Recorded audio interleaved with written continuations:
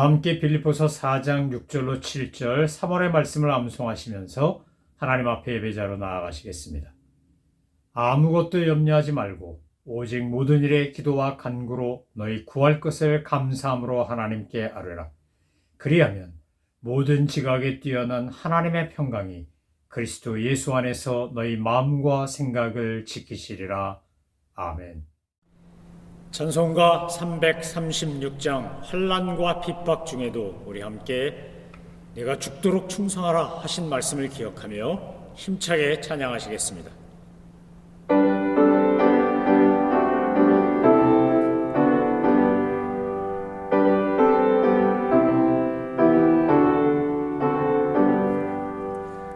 환난과 핍박 중에도 성도는 신앙 지켰네. 이 신앙 생각할 때에 기쁨이 충만하도다. 성도의 신앙 따라서 죽도록 충성하겠네. 옥중에 매인 성도나 양심은 자유 얻었네. 우리도 고난 받으면 죽어도 영광 되도다. 성도의 신앙 따라서 죽도록 충성하겠네. 성도의 신앙 본받아 원수도 사랑하겠네. 인자한 언어 행실로 이 신앙 전파하리라. 성도의 신앙 따라서 죽도록 충성하겠네. 아멘.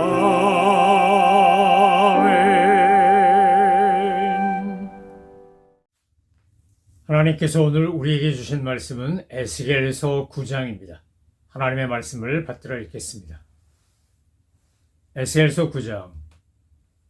또 그가 큰 소리로 내 귀에 외쳐 이르시되 이 성읍을 관할하는 자들이 각기 죽이는 무기를 손에 들고 나오게 하라 하시더라.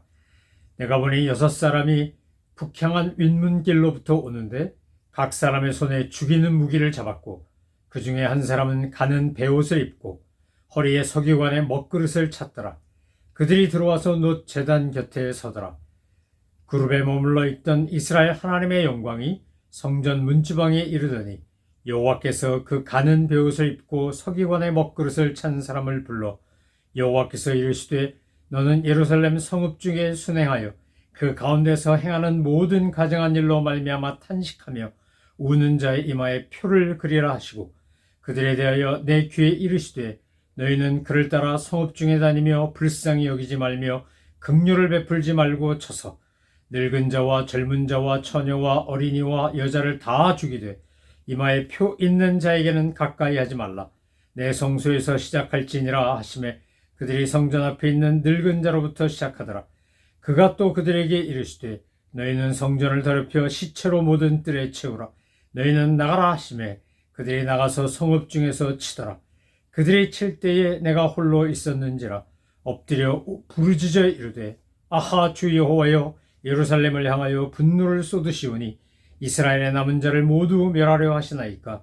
그가 내게 이르시되 이스라엘과 유다 족속의 죄악이 심히 중하여 그 땅에 피가 가득하며 그 성읍의 불법이 찼나니 이는 그들이 이르기를 여호와께서 이 땅을 버리셨으며 여호와께서 보지 아니하신다 함이라. 그러므로 내가 그들을 불쌍히 여기지 아니하며 긍휼을 베풀지 아니하고 그들의 행위대로 그들의 머리에 갚으리라 하시더라. 보라, 가는 베옷을 입고 허리에 먹그릇을 찬 사람이 복명하여 이르되 주께서 내게 명령하신 대로 내가 준행하였나이다 하더라. 아멘. 에스겔서 9장은 이제 드디어 예루살렘을 향하여 분노를 쏟으시며 심판하시는 하나님의 모습을 우리에게 보여주고 있습니다. 하나님께서 여섯째 해 여섯째 달 첫 초닷새에 에스겔을 환상 가운데 예루살렘 성전으로 데려가셔가지고 그곳에서 이제 하나님이 행하실 놀라운 일들이 왜 심판이 임할 수밖에 없는지를 보여주시는 것이 우리가 본 에스겔서 8장의 내용 아니었습니까? 그 에스겔서 8장에서 본 것처럼 죄악대로 심판받을 수밖에 없는 백성들에게 하나님이 죄악으로 인하여 그들을 심판하시는데 오늘 9장에는 두 가지 내용이 나옵니다. 하나는 행위대로 심판을 받는 사람들과 또 하나는 그 이마에 표를 얻은 하나님께서 그들을 구분하신 하나님의 사람들은 하나님의 심판을 받지 아니하고 보호를 받는다는 겁니다.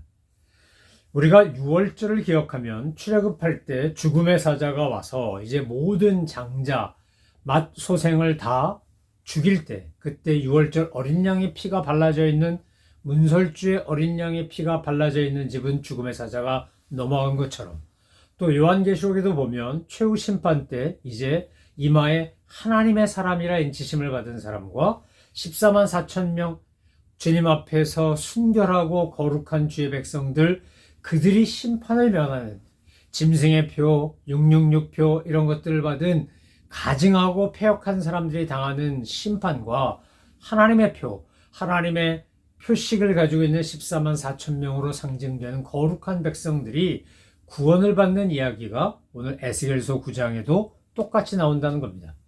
요한계시록에 나오는 이야기가 출애굽기나 에스겔서나 다니엘서나 이런 것들을 배경으로 기록된 것이기 때문에 에스겔서에 나오는 이야기와 요한계시록에 나오는 이야기가 일맥상통하고 닮은 듯 비슷한 것이 많이 나오는 것은 요한계시록이 바로 유대 묵시문학의 전통을 잇는 책이기 때문이고 바로 그래서 에스겔서에 나오는 여러 상징들이 요한계시록에도 나오고 있는 겁니다. 오늘 9장을 자세히 읽어보면 하나님께서 심판하실 때 순서가 있고 방법이 있고 또 내용이 있는 것을 알 수 있습니다. 자, 첫 번째 보니까 하나님께서 뭐라 그러십니까? 성읍을 관할하는 자들이 각기 죽이는 무기를 손에 들고 나오라. 이렇게 주님께서 천군 천사를 불러 모으기 시작합니다. 하나님의 사람들을 불러 모읍니다. 출애굽하던 당시에도 모세가 이스라엘 백성들이 범죄하고 타락했을 때 그때 하나님 앞에 순결한 주님을 온전히 섬기는 사람들을 불러 모아 그들로 하여금 악을 제거하게 한 것처럼 하나님께서 지금 신실하고 온전한 하나님의 일꾼들, 성읍을 관할하는 자들을 불러 모으셔서 그들이 죽이는 무기를 손에 들고 나오는 거 아닙니까? 그리고 6사람이 이제 북향한 윗문길로부터 오는데 각 사람의 손에 죽이는 무기를 잡았고 그 중에 한 사람은 가는 베옷을 입고 허리에 서기관의 먹그릇을 찼다고 표현되어 있습니다. 그리고 그들이 들어와서 놋 제단 곁에 서 있었다라고 오늘 에스겔은 환상 가운데서 보는 것입니다. 하나님께서 그들에게 이야기합니다. 이제 심판이 내 진노가 임할 것이다. 그런데 하나님의 심판이 임하는 방법은 어떤 겁니까? 가증한 일, 악한 행위를 한 사람들에게 그 행위대로 갚으시는 겁니다. 구원은 믿음으로 얻습니다. 그러나 상급과 또는 심판은 우리의 행위로 받습니다. 말, 생각, 행동 이 모든 것들이 근거가 돼서 하나님의 심판을 받기도 하고 하나님으로부터 상급을 받기도 한다는 사실을 에스겔서 9장은 우리에게 다시 한번 보여주고 있는 겁니다. 자, 하나님의 심판이 임하는 순서를 보면 성전에서부터 시작됩니다. 예루살렘 성읍 중에 순행하여 가운데 행하는 모든 가증한 일로 말미암아 탄식하며 우는 자의 이마에 표를 그리라. 이제 성전에서 시작되고 하나님의 영광이 떠나가고 하는 이런 과정 속에서 제일 먼저 하나님께서 표를 주시는 사람들이 있습니다. 어떤 사람들입니까? 그들은 바로 예루살렘 성읍 가운데서 그 성전에서 이루어지는 가증한 일로 말미암아 탄식하며 우는 순결한 영혼들인 겁니다. 마지막 때가 돼서 최후 심판을 할 때도 마찬가지고 지금 에스겔이 환상으로 보는 이 예루살렘 성에서의 심판도 마찬가지입니다. 남은 자가 있고 그 남은 자들은 어떤 사람이라는 겁니까? 다른 남들은 다 악을 행하고 남들은 다 넓은 길로 가고 죽음의 길로 간다 할지라도 주님이 말씀하신 좁은 길로 가고 믿음을 지키는 소수의 사람들에게는 하나님께서 어떻게 한다고요? 그 이마에 표를 그린다는 겁니다. 하나님께서 정말 그들을 선택하시고 보호하신다는 겁니다.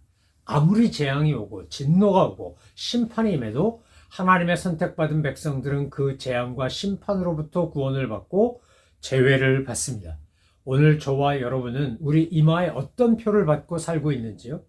나는 하나님의 표, 하나님께서 이제 이 일꾼들을 통하여 말씀하신 그 표를 받은 사람인지 아니면 짐승의 표를 받은 사람인지 우리가 요한계시록을 묵상하면서도 살펴본 것처럼 정말 내가 어떤 티를 내고 어떤 사람이라는 것을 드러내며 살고 있는 것입니까?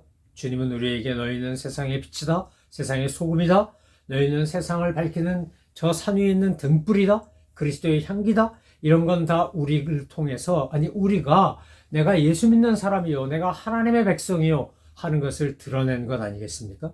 오늘 저와 여러분이 예수 믿는 티를 내고 정말 하나님의 백성이라는 그 모습을 보여주며 내가 예수쟁이요 라고 하는 것을 드러내며 사는 것은 이마에 표를 받는 것과 같은 겁니다.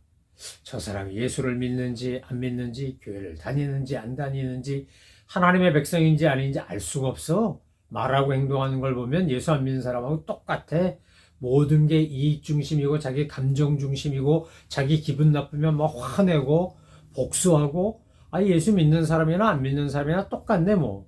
이렇게 세상의 평가를 받고 있는지, 아니면 예수 믿는 사람이라 역시 달라. 남들 같으면 못 참을 거 참네, 남들 같으면 용서 못할 거 용서하네, 남들 같으면 인내하지 못할 거 인내하네.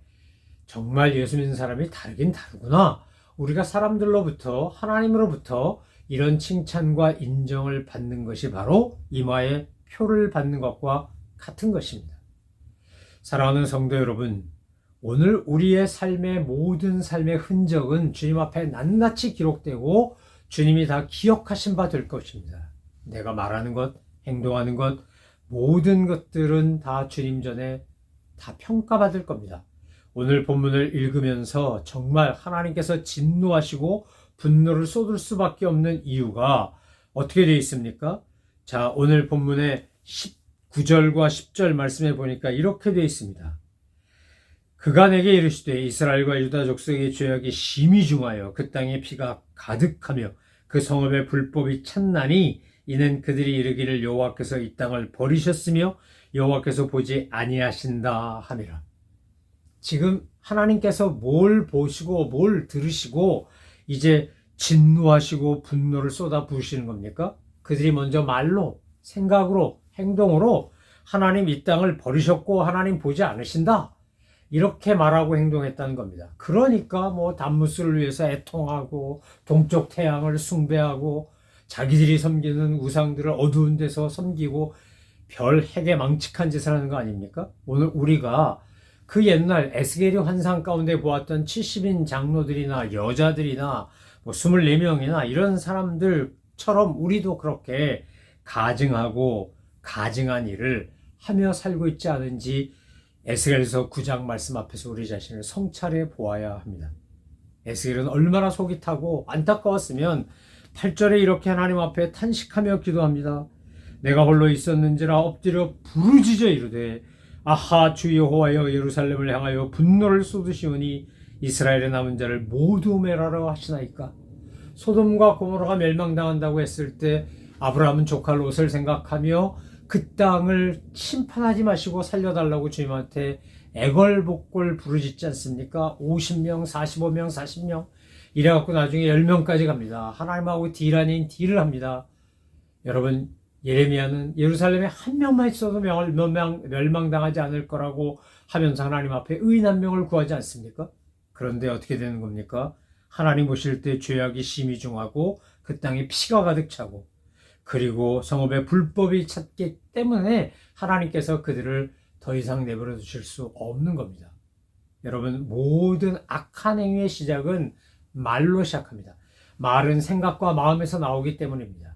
이스라엘 백성들이 하나님의 진노를 받고 심판을 받을 때 하나님의 영광은 성전에서 떠나고 그 성전에서부터 하나님의 심판이 시작된다는 사실을 우리는 보지 않습니까?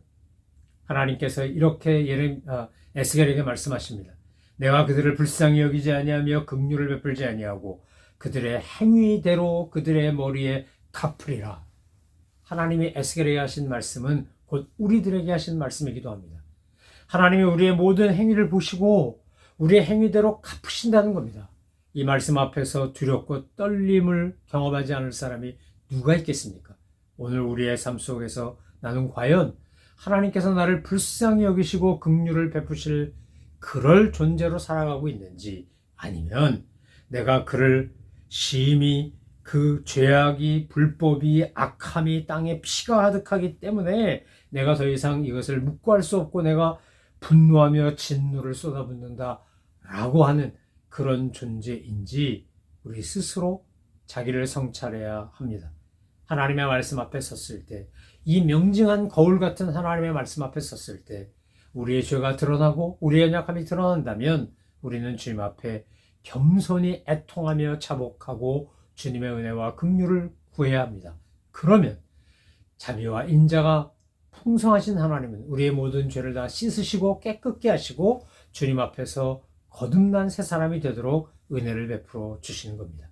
에스겔이 환상 가운데 보았던 예루살렘과 이스라엘 백성들, 유다 왕국의 문제는 뭐였습니까? 그들이 자기들의 죄를 인정하고 깨닫고 하나님 앞에 은혜와 긍휼을 구하기는커녕 계속해서 어두운 데서 또 성전에서 별의별 곳에서 다 그들이 바알, 아세라, 담무스, 태양신 별걸 다 섬기며 우상 숭배하고 가증한 짓을 계속해서 범했기 때문에 결국 남유다는 바벨론에게 멸망당하고 맙니다. 사랑하는 성도 여러분, 정말 지말이라고 할 정도로 마지막 때가 가까운 듯이 보여진 이때에 우리 스스로 삼가 살피며 조심할 것은 결국 내가 믿음으로 사느냐 살지 않느냐입니다. 내가 믿음으로 산다는 말은 나의 행위가, 나의 말과 생각과 행동이 하나님 보실 때 아름답고 귀한 것임을 표현하는 것입니다. 증명하는 것입니다. 내가 믿음으로 산다라고 하는 것을 드러내는 것입니다. 사랑하는 성도 여러분, 저는 저와 여러분이 매일매일의 삶 속에서 그리스도의 향기를 풍기고 세상의 빛과 소금이 되어 하나님의 뜻을, 하나님의 말씀을, 하나님의 섭리를, 하나님의 은혜와 사랑을 전하며 사는 축복의 통로, 은혜의 도구가 되시기를 소망하며 축원합니다. 우리의 행위 때문에 하나님으로부터 상급을 받을 망정, 우리의 행위 때문에 진노의 대상이 되어 멸망당하는 어리석은 자가 되지 말고 날마다 주님의 말씀을 읽고 듣고 묵상하고 행하여 지킴으로 말미암아 하나님이 주시는 놀라운 복과 은혜를 풍성히 누리며 사시는 우리 모든 믿음의 식구들 되시기를 소망하며 축원합니다. 기도하겠습니다. 하나님 아버지, 에스겔서 9장을 읽고 있으면 참 마음이 아프고 속상하고 안타깝습니다. 에스겔은 얼마나 안타깝고 속상했으면 그가 엎드려 부르짖었다고 하겠습니까? 우리도 오늘 이 시대를 살아가면서 이 시대의 사람들을 바라보면서 하나님 앞에 엎드려 부르짖어 기도하는 중보 기도자들 되게 하여 주옵시고, 하나님 먼저 나부터 시작하여 우리 성도들, 우리 가정, 우리 모든 주변의 사람들이 행위로 말미암아 심판받는 것이 아니라 행위로 말미암아 상급받는 놀라운 주님의 사람이 될 수 있도록 서로 끌어주고 밀어주고 격려하고 위로하고 용기를 북돋우며 함께 믿음의 길을 걸어가는 믿음의 동지들 될 수 있도록 주님 도와주시고 힘 주시옵소서. 나만 예수를 믿고 끝나는 것이 아니라 내 옆에 있는 내 가족, 내 이웃, 내 성도들과 함께 믿음의 연대를 이루고 주님 나라 향해 나아가는 우리 믿음의 공동체가 되도록 이끌어 주옵소서. 감사드리며 예수 그리스도의 이름으로 기도 올리옵나이다. 아멘. 하늘에 계신 우리 아버지, 아버지의 이름을 거룩하게 하시며 아버지의 나라가 오게 하시며 아버지의 뜻이 하늘에서와 같이 땅에서도 이루어지게 하소서. 오늘 우리에게 일용할 양식을 주시고 우리가 우리에게 잘못한 사람을 용서하여 준 것 같이 우리 죄를 용서하여 주시고 우리를 시험에 빠지지 않게 하시고 악에서 구하소서. 나라와 권능과 영광이 영원히 아버지의 것입니다. 아멘.